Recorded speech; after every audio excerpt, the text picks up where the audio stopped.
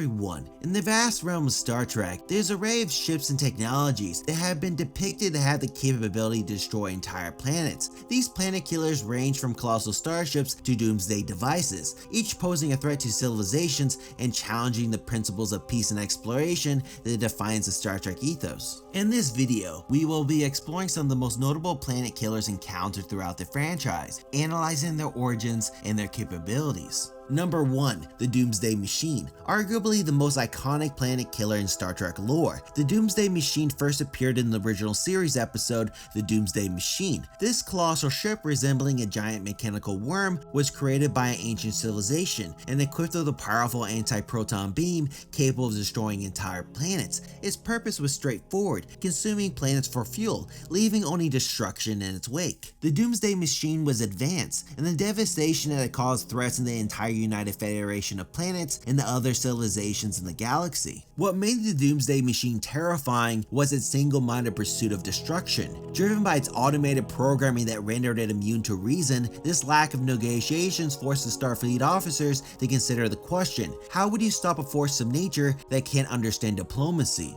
Number 2. The Energy Focusing Ship from Species 8472. In Star Trek Voyager, Species 8472, a highly advanced xenophobic race from fluidic space, posed a significant threat to both the Borg Collective and the United Federation of Planets. Their bioships and biogenetic weapons were capable of destroying entire planets by utilizing the energy weapons discharge of 8 bioships to fire a beam that has the destructive power to obliterate entire planets. Species 8472's technology was so advanced that it overwhelmed the Borg, a civilization known for their adaptability and assimilation. What made Species 8472's biogenetic weapons particularly fearsome was their ability to destroy entire planets within seconds. This capability underscored the vulnerability of humanoid civilizations to bioships and advanced technologies, highlighting the ethical and strategic challenges faced by Starfleet in dealing with such an enemy. Number 3. The Scimitar. In the film Star Trek Nemesis, the Reman warbird Scimitar emerged as a formidable planet killer in its own right.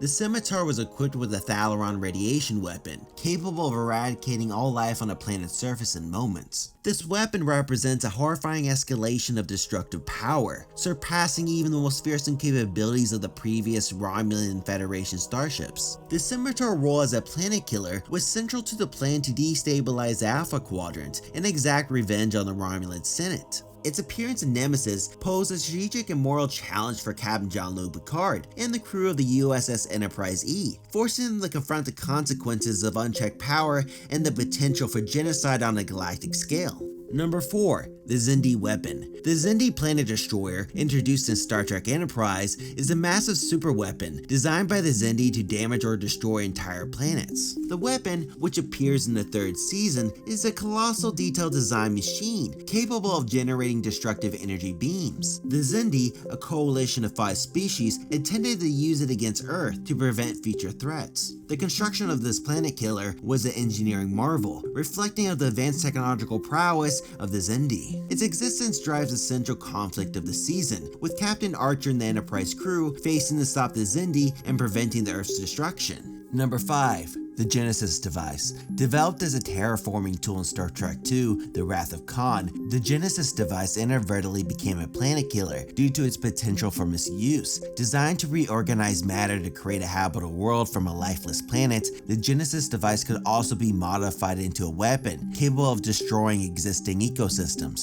This dual nature of the Genesis device highlighted the ethical dilemmas inherited in scientific progress and the military applications within the Star Trek universe. The Genesis device potential as a planet killer led to a tense standoff between Admiral James T. Kirk and Khan, who sought to use the device as a weapon of vengeance against Kirk and the crew of the USS Enterprise. This confrontation underscored the consequences of unchecked ambition and the moral imperative to safeguard scientific advancements from misuse. Throughout the various iterations, Star Trek has explored the concept of planet killers as a reflection of humanity's potential for both creation and destruction. From ancient super weapons to advanced technologies and genetically engineered doomsday devices, these entities and devices have challenged Starfleet's principles of peace, exploration, and diplomacy. The encounters of planet killers in Star Trek often serve as a cautionary tales, highlighting the moral dilemmas faced by Starfleet officers and the broader implications of unchecked technological advancements and military militarization. Ultimately, the exploration of planet killers in Star Trek serves as a reminder of the importance of ethical responsibility, diplomacy, and the cooperation in face of threats, a message that has echoed throughout the franchise. If you enjoyed this video, then please like and subscribe. And also don't forget to click on the notification button to keep yourself updated with my channel. For more sci-fi content, then please check out these other two videos, my socials, and my newsletter to get an array of sci-fi information on a weekly basis. Thank you for watching Utopian broadcast, and I'll see you next time on my channel. Thank you.